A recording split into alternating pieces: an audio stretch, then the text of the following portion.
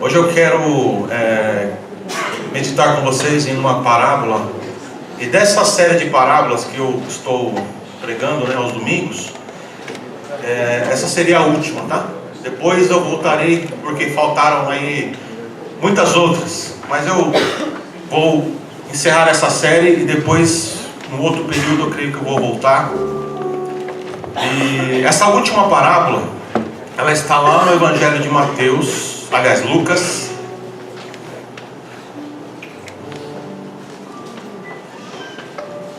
capítulo de número 5.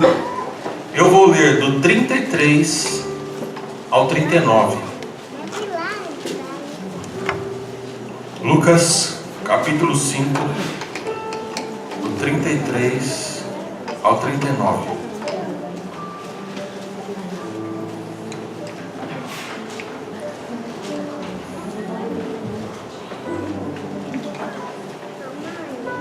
No meio de uma afronta ou de um questionamento, Jesus dá uma explicação e ele conta aqui uma parábola. E diz assim o texto: e disseram-lhe os discípulos de João, aliás, e disseram-lhe aqui os fariseus, os discípulos de João jejuam com frequência e fazem orações, como também os dos fariseus, mas os teus estão sempre comendo e bebendo. E Jesus lhes respondeu: acaso podeis fazer jejum, os convidados, para o casamento, enquanto o noivo está com eles? Os convidados de um casamento, enquanto o noivo está com eles? 35. Mas chegarão os dias em que o noivo lhes será tirado. Naqueles dias jejuarão. Então contou-lhes uma parábola: ninguém toma um pedaço de roupa nova para o costurar em roupa velha. Se fizer isso, não somente rasgará a roupa nova, como também o pedaço de roupa nova não se ajustará à roupa velha. E ninguém põe vinho novo em recipiente de couro velho, porque o vinho novo romperá o recipiente de couro e se derramará, e o recipiente de couro se perderá. Mas põe-se vinho novo em recipiente de couro novo. E ninguém, depois de beber o vinho velho, quer o novo, pois diz: o vinho velho é melhor. Curva sua cabeça por um instante. Vamos mais uma vez falar com Deus. Soberano Deus, eterno Pai, obrigado a Deus pela tua grande glória, pelo teu poder. Que o teu nome seja santificado todo o tempo todo, porque os anjos estão dizendo: santo, santo, santo é o Senhor. Senhor, eu quero te pedir, ó Deus, que essa parte do culto, Senhor, que nós fazemos a Ti, a parte em que nós meditamos na Tua palavra, que seja algo especial para nós, Pai. Que o Senhor venha abrir os nossos olhos espirituais, as nossas mentes, para que nós, Senhor, possamos enxergar, ver aquilo que Teu Espírito Santo quer nos mostrar através da Tua palavra, através desse texto que nós lemos. Obrigado pelas vidas que estão aqui hoje, Senhor.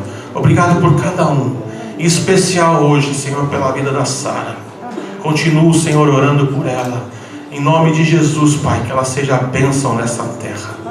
Pai, que agora, Senhor, nós possamos meditar naquilo que o Teu Espírito quer falar, continuar falando.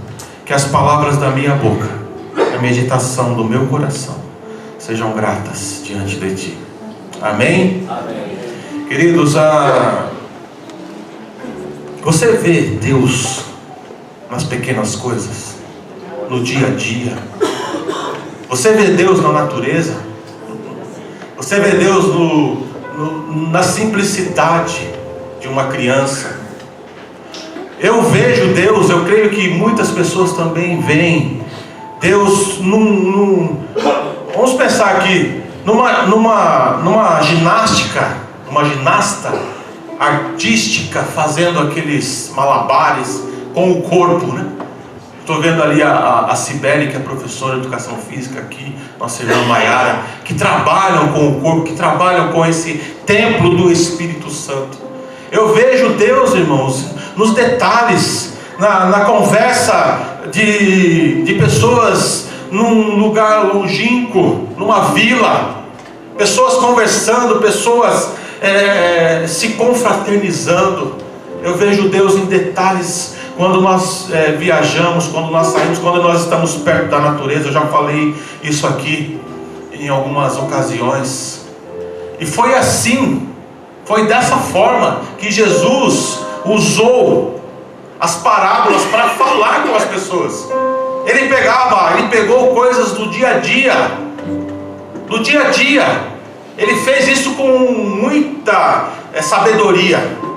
No dia a dia, sabe até aqueles momentos mais difíceis que nós nos encontramos às vezes trabalhando, estudando. Jesus pegou isso para mostrar que o Senhor, Ele está conosco no dia a dia, nas pequenas coisas, numa conversa que você tem com o seu filho, com a sua filha, numa conversa que você tem com o seu marido, com a sua esposa, no casal de namorados que sai a passear. Deus está presente, Deus está nos detalhes, nas pequenas coisas, colocando aí de uma forma boa, não pejorativa, porque são também nas pequenas coisas que nós perdemos a comunhão. Agora, usando o outro lado, nós deixamos que as pequenas coisas venham invadir os nossos corações e venham nos entristecer. Pequenas coisas, se nós analisarmos, o apóstolo Paulo diz que a tribulação, ela é leve e ela é momentânea, mas ela tem um peso de glória. Eu sei que muitas pessoas enfrentam problemas grandes, problemas difíceis, mas na maioria das vezes são as pequenas coisas que nos derrubam. Uma palavra mal colocada, um olhar, um gesto que o outro não compreende, não consegue interpretar, o silêncio, muitas vezes, que as pessoas não conseguem interpretar, os silêncios que o outro está ali calado, e a outra pessoa já começa a pensar: por que está quieto? Por que está quieto? Por que não responde? Por que não fala? Mas respeita a condição do outro, respeita o teu próximo, como ele é. Eu sei que nós todos estamos sendo moldados por Deus a cada dia, e é isso que nós temos que aprender, a respeitar o momento do outro. O texto em que nós lemos, em primeiro lugar, queridos, ele fala de jejum e fala de oração. Como eu falei agora há pouco, Jesus, ele estava sempre sendo colocado à prova. Os religiosos estavam sempre colocando Jesus à prova para ver como ele iria reagir, quais seriam as suas palavras diante daquela situação. Ele estava sempre sendo colocado à prova. Aqui, mais uma vez, esse disseram-lhe, são os fariseus perguntando: olha, os discípulos de João, eles jejuam com frequência e fazem orações, e os discípulos dos fariseus, os fariseus também tinham discípulos, que eram chamados de talmidim. E os seus discípulos? Eu só os vejo bebendo, comendo. E Jesus, ele dá uma explicação maravilhosa. Por quê? Porque ele já tinha se preparado para o seu ministério. Ele já tinha se preparado, ficou lá no deserto 40 dias. Mas enquanto ele chamou o momento que ele estava com os seus discípulos, com as pessoas aqui na terra, de casamento, de festa, ele estava aqui. No meio dos problemas, no meio das dificuldades que as pessoas estavam enfrentando, Jesus comparou o momento em que ele estava aqui com uma festa. O noivo está aqui. O noivo está aqui. E enquanto o noivo estiver aqui, os convidados vão fazer jejum? Não. Mas quando o noivo for, aí sim eles jejuarão. Jesus estava falando em primeiro momento para os seus discípulos, e um segundo momento para a sua igreja, que viria a existir durante todo esse tempo que nós estamos aqui, escrevendo a história da igreja. E eu quero chamar a atenção nesse primeiro momento para o jejum e para a oração mais uma vez. O que o Senhor tem nos falado a respeito disso? O Senhor tem nos chamado a orar, o Senhor tem nos chamado a jejuar. Eu tenho conversado com vocês. Se possível, venham pelo menos no domingo de manhã, em consagração. Venham adorar a Deus lá no sítio. Em um dos nossos cultos que nós tivemos, não lembro se foi o ano passado ou esse ano, não me lembro. Que maravilha, como Deus operou naquele lugar, como o Espírito Santo de Deus atuou. E eu comentei com o pastor Rafael, eu falei, nossa, que bênção, é o culto de manhã, né? E ele disse, na sua simplicidade, sabe o que é, pastor? Que o povo não teve tempo de pecar.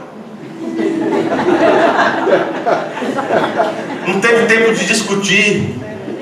A cabeça estava livre do jogo de futebol quando fica nervoso. O jogo 4 horas da tarde, aí o culto começava às 6, o cara vem, o Corinthians perdeu, o Palmeiras perdeu, o São Paulo, o cara já vem chateado. A pessoa já vem chateada. Ou brigou o dia inteiro com a mulher e tá lá, aí eu vou pro culto agora.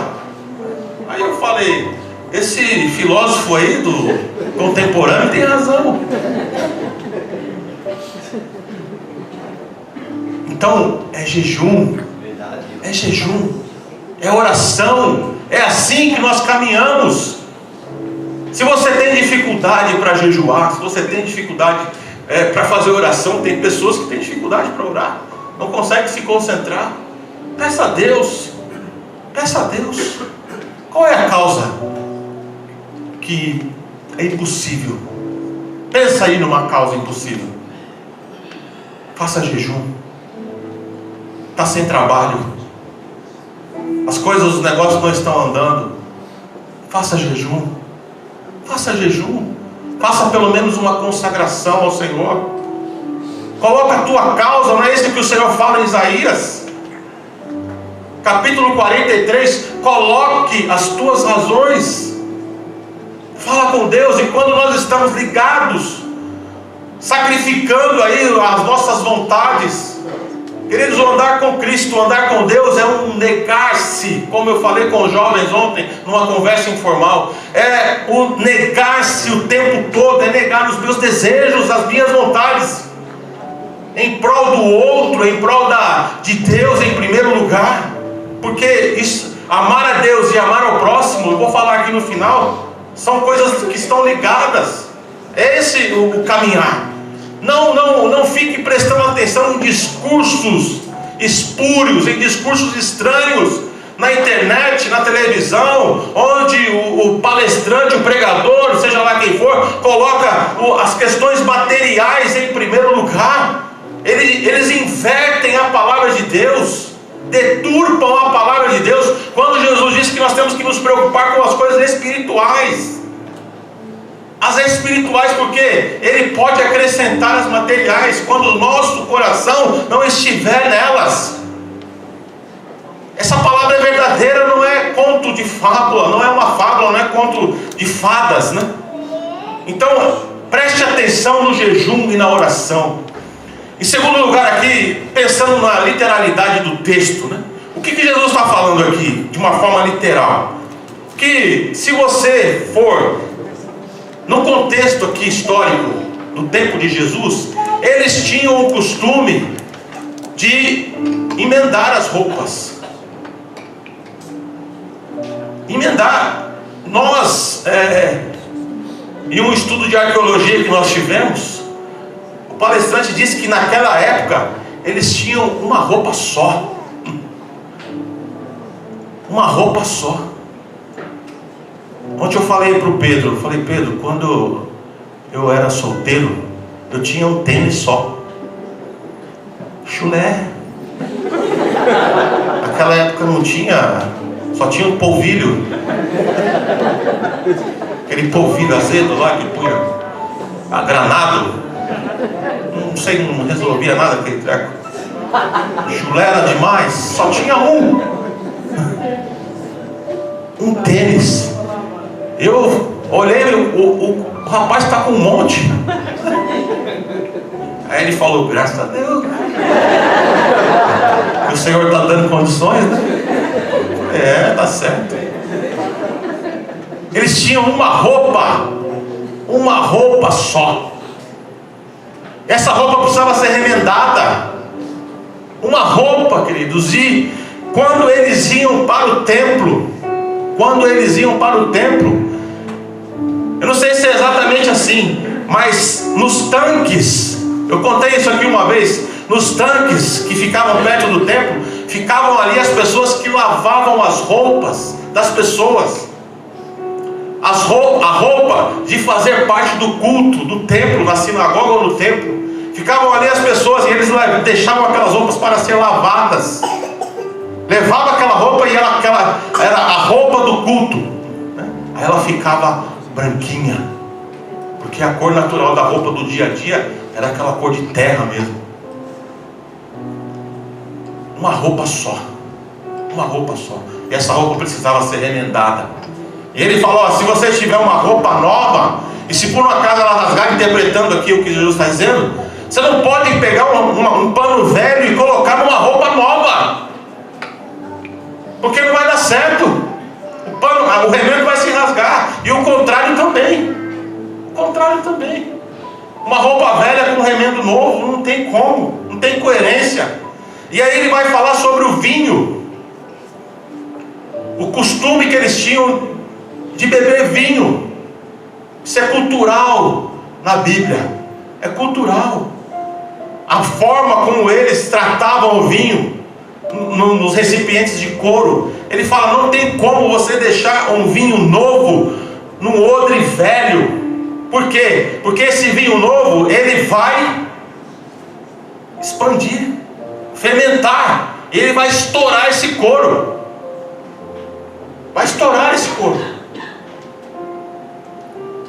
E do contrário também, como ele colocou aqui. Queridos, eu quero aqui abrir um parêntese. É difícil a gente falar de certas coisas por causa de um tradicionalismo que vem há muitos anos. Mas os judeus, eles bebiam vinho. Jesus bebeu vinho. O pastor Ostílio ele ficava procurando palavras, né, para dizer o seguinte: o que a Bíblia condena é a embriaguez. Por isso que o apóstolo Paulo diz: não vos embriagueis com vinho, onde há contenda, mas enchei-vos do Espírito Santo. Então o que a Bíblia condena é a embriaguez. Eu não estou aqui dando uma carta para você encher a tua cara, como o pastor Ostílio dizia, de colocar um galão de sangue de boi. Existe ainda esse vinho? Aqui, ó, no ombro, ó, fazer igual o gaúcho. Não é isso. A Bíblia nos chama a equilíbrio, vontade, domínio próprio. É isso. Então, tenha sabedoria como eu falei assim, no conviver. O apóstolo Paulo diz assim: se para o teu irmão é escandaloso comer carne, se para o teu irmão, vamos generalizar aqui, se para a tua irmã, para a tua esposa é escandaloso comer carne, por causa da maneira dela ver ou de ele ver, você não faça isso, para não criar confusão na tua casa, no teu trabalho ou na tua igreja. Entenderam a mensagem? Então, se o outro acha que é escandaloso, não faça, por causa da visão que a pessoa tem. Então, se é escandaloso na tua casa, olha, a tua esposa, o teu marido, ou seja lá quem for, acha escandaloso ter ali vinho, cerveja, ou seja, por amor a essa pessoa, não faça. Mas biblicamente é isso aqui que acontecia naqueles dias. Quando Jesus fez o seu primeiro milagre, o que aconteceu naquele casamento? Acabou o vinho. Esse vinho, para não embriagar muito rápido, mas tinha que beber muito. Para não embriagar muito rápido, ele era acrescentado de água. Eles colocavam água. E o vinho se transformava em uma coisa mais suave, para que eles pudessem beber a noite inteira, ou durante a festa toda. Então essa é a questão, a primeira questão aqui que eu queria conversar com a igreja, o bom senso. Nós temos que ter o bom senso, tanto na vestimenta, falou aqui em vestimenta, falou em pano da roupa, temos que ter esse bom senso. Como eu me visto, eu não estou falando somente com as mulheres, mas estou falando com os homens também, porque tem homens que se vestem de qualquer forma. Existem ocasiões, como você se apresenta no teu trabalho, como você se apresenta ao culto a Deus. Nós não temos que chamar a atenção, o culto é para Deus. Chame a atenção no teu trabalho pelo teu caráter, pela tua forma de trabalhar, não pela roupa que você vai, ou pelos seus apetrechos. O apóstolo Pedro diz que a mulher não deve ficar enchendo a cabeça de turbante, sei lá, coloca coisa e borra todo o rosto e sai parecendo um palhaço achando que está bonita. O homem da mesma forma, anda de qualquer jeito. Não é assim. Agora, pensando aqui em uma hermenêutica em relação a esse vinho velho, roupa velha, e vinho novo e roupa nova, eu quero pensar com vocês hoje, só uma interpretação que eu fiquei pensando e lendo em alguns lugares, né? E eu quero que vocês agora, rapidamente, vamos pensar no vinho novo como sendo a graça, depois de Cristo, e no vinho velho, a lei. O vinho, eu quero fazer essas comparações entre a lei e a graça. Não são muitas, não, são poucas comparações. Inclusive o título dessa mensagem, eu sei que está gravando aí, falando o título no meio, né? Você é um cristão da lei, um legalista, ou você é um cristão da graça? É uma pergunta. Você é um legalista ou você vive pela graça? Depois eu quero fazer essa reflexão no final, mas vamos lá, vamos fazer essa comparação. O vinho velho, a lei, e o vinho novo, a graça. Primeiro lugar aqui, o que na lei fala sobre matar, sobre homicídio?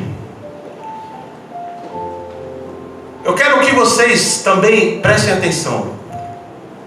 Os 10 mandamentos, Êxodo capítulo 20, eles são considerados o decálogo, os 10 mandamentos. Só que existem mais 613 mandamentos, que o judaísmo chama de mitzvot. Mas são mandamentos, são leis complementares. Jesus, ele trabalhou muito em cima do decálogo, da lei moral, não muito nas leis complementares.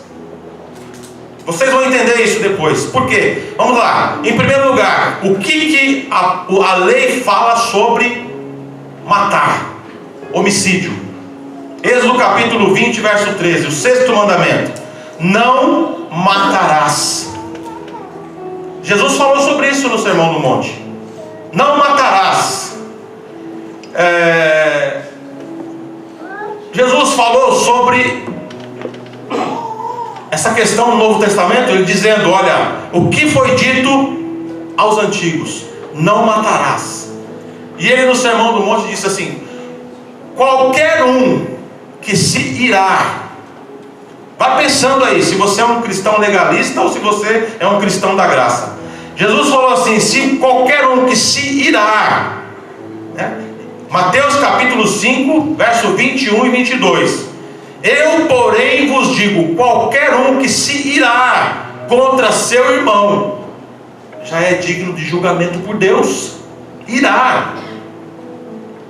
E aí nas leis cerimoniais, dentro daquelas 613, você vai ler do livro do Êxodo, do livro do Levítico, Números, existe uma lei complementar que diz assim, Êxodo capítulo 22, no verso 2 diz assim: se um ladrão for pego arrombando uma casa e for ferido mortalmente, aquele que o matou não será culpado, se isso acontecer à noite.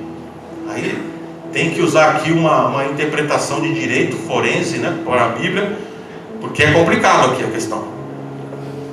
Por quê? Vamos pensar aqui em um cristão possuindo arma. Vou falar por mim, queridos. Eu não quero ter uma arma. Eu não quero ter uma arma. Eu quero me fazer compreender. Vamos lá. Eu não quero ter uma arma. Mas aí vem uma pessoa, um intérprete, e diz assim: não, mas na Bíblia está escrito, olha, se um ladrão for pego arrombando a tua casa, você tem o direito de, se tiver uma arma, aqui nesse tempo não existia arma de fogo, você vai e pode matar. Aqui diz que ele não será culpado, se for de noite. Depois você, se tiver interesse, vai lá nesse texto e dá uma olhada lá, faça a tua análise. Agora, eu volto para Jesus.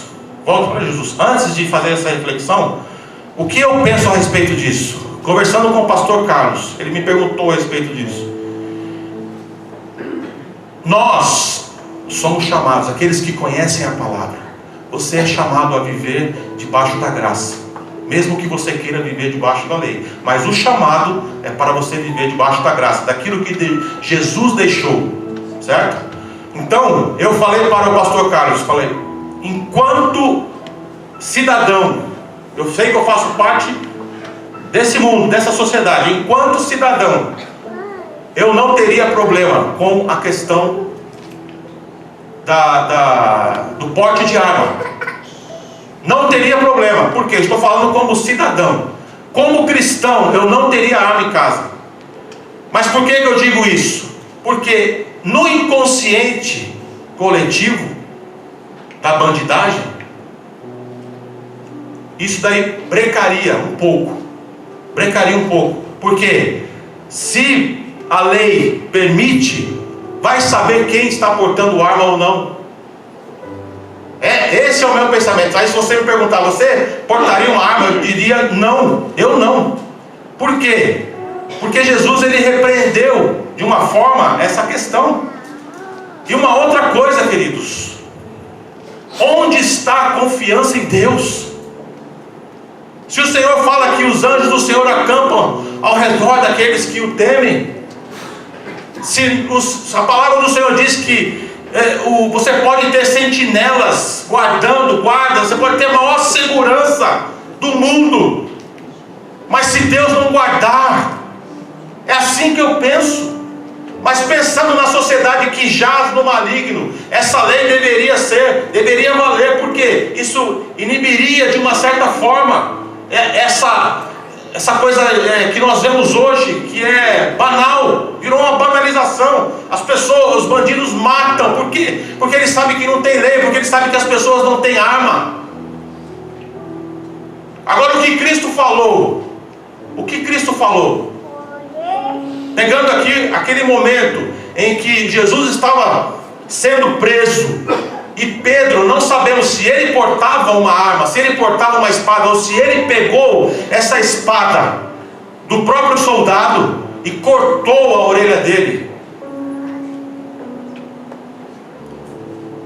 Jesus, ele fala para Pedro: Pedro, coloca a tua arma aí no lugar,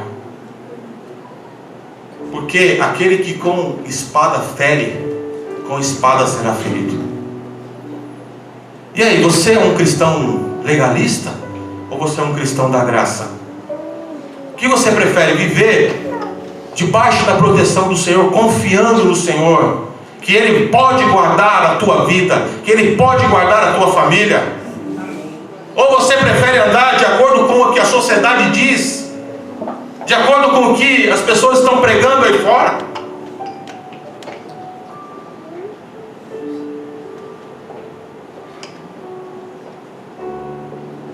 Jesus ainda advertiu Pedro, como eu falei agora: tudo bem, eu aceito críticas, aceito o diálogo. Depois, se você quiser conversar comigo, pode me ligar. Vamos conversar, né? Como o Senhor fala, coloca as tuas razões. Em segundo lugar, o que a lei fala sobre o adultério? Levítico capítulo 20, no verso 10.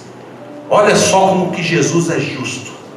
Levítico capítulo 20, no verso 10. Se um homem e uma mulher forem pegos em adultério, olha o que a lei diz: serão mortos os dois.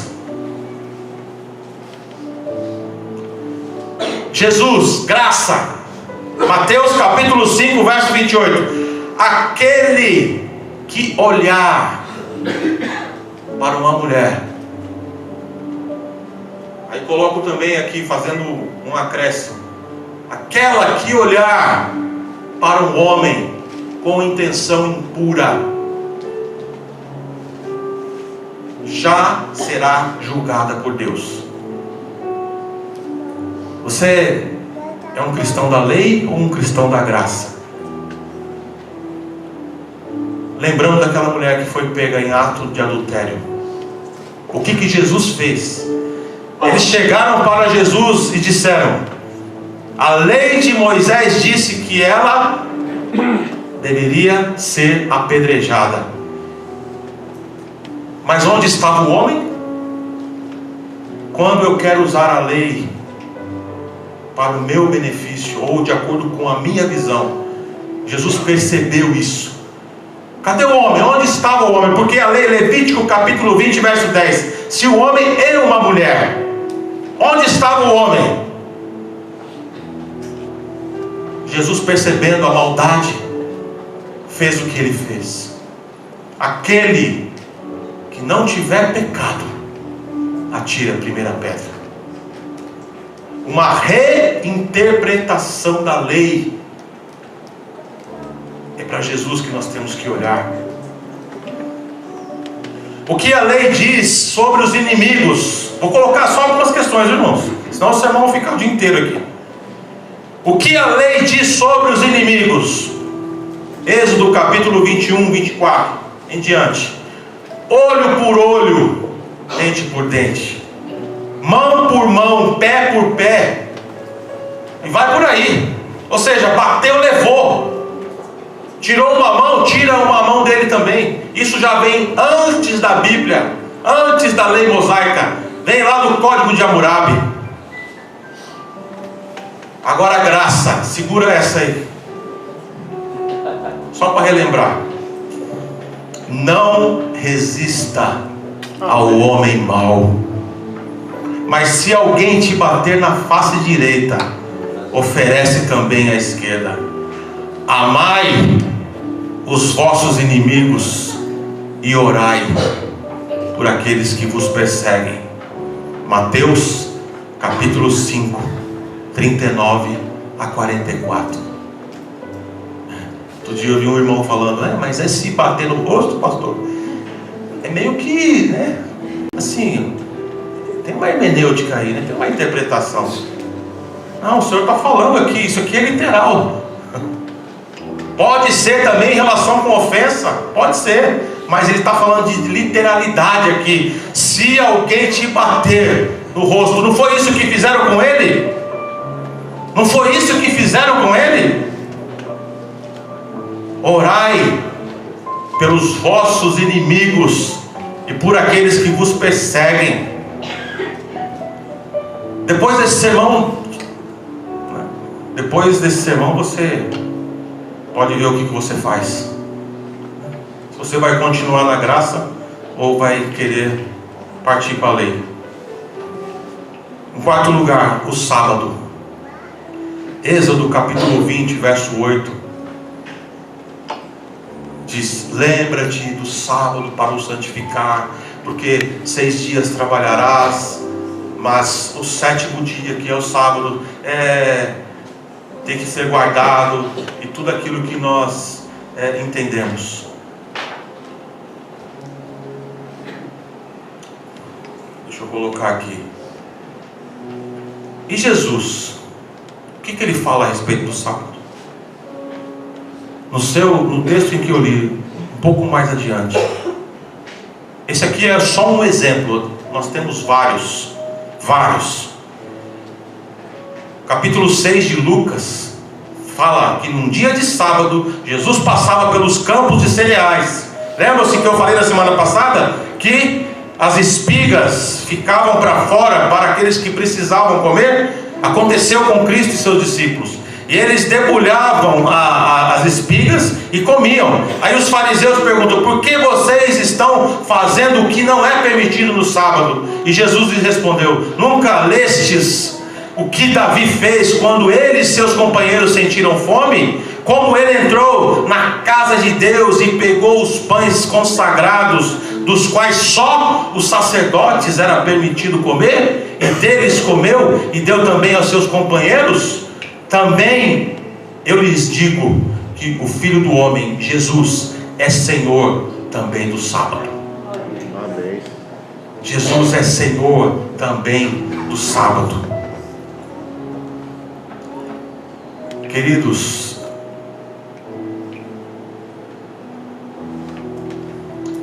nós temos que lembrar sempre disso. Lembrar daquilo que Jesus deixou, daquilo que Ele nos deixou. O Antigo Testamento ou a Bíblia hebraica, eu quero concluir essa palavra, não é para ser desprezada, não, de forma alguma. Ela deve ser estudada. São as Escrituras. O Antigo Testamento, quando Jesus falou, são as Escrituras que ele mandou examinar. É a Bíblia hebraica, o Antigo Testamento. Contudo, depois de Cristo, nós vivemos sob as ordens que Ele deixou. Ele deixou. O véu foi rasgado. Ele mesmo disse: eu não vim anular a lei moral, eu não vim anular, mas eu vim cumpri-la. Só Ele conseguiu cumpri-la nos mínimos detalhes. Eu vim cumpri-la, só Ele conseguiu, ao ponto de resumi-la todo esse decálogo, os 10 mandamentos. O que Jesus fez? Jesus está falando. O que Jesus fez? Eu vou resumir aqui em 2 mandamentos: amar o Senhor teu Deus de todo o teu coração, de toda a tua alma e de todo o teu entendimento, e ame o teu próximo como a ti mesmo. Destes 2 mandamentos dependem toda a lei e os profetas. Como é que o homem teve coragem de dizer isso? Ou seja, aqui está incluído o sábado, está incluído tantas coisas a respeito daquilo que eu falei agora. Ele desconstruiu, queridos. Ele desconstruiu, deu uma nova interpretação. Paulo, em Romanos capítulo 10, no verso 4 diz: porque o fim da lei é Cristo, para a justificação de todo aquele que crê. Colossenses capítulo 2, Paulo escrevendo aos irmãos lá de Colossos, capítulo 2, verso 16 e 17, ele diz assim: ninguém vos julgue por causa de comida, por causa de bebida, ou dia de festa, ou lua nova, ou sábados, porque tudo isso tem sido sombra das coisas que haviam de vir. Porém, o corpo é de Cristo. Hebreus capítulo 1, do verso 1 ao 3 diz: havendo Deus outrora falado muitas vezes e de muitas maneiras aos pais, aos antigos, pelos profetas, nesses últimos dias nos falou pelo Filho, Ele que é o resplendor da glória e a expressão exata do seu amor, do seu ser.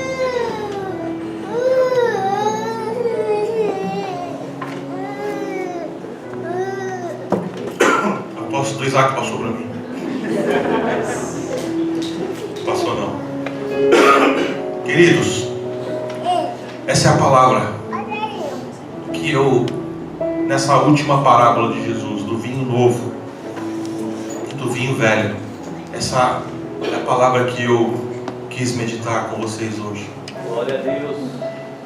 Que Deus nos abençoe, que Deus nos guarde. Aleluia. Eu não quero jamais, o meu discurso nunca é e nunca será de julgamento. Não, nós não temos nós não podemos, na verdade, julgar outras pessoas. Nós não podemos julgar.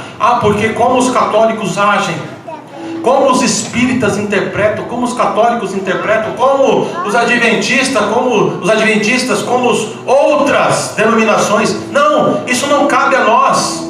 Eu só estou mostrando o que a palavra diz. Aí você pode dizer, mas é uma interpretação. Não, mas faça você essa análise, se essa interpretação estiver errada, porque nós somos sujeitos a erros.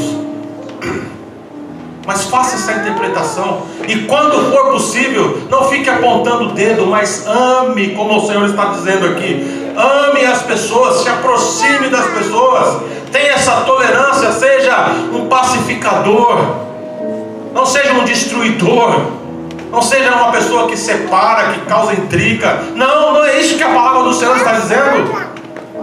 O que Ele fala no Sermão do Monte: bem-aventurados os pacificadores, são bem-aventurados, são felizes os mansos.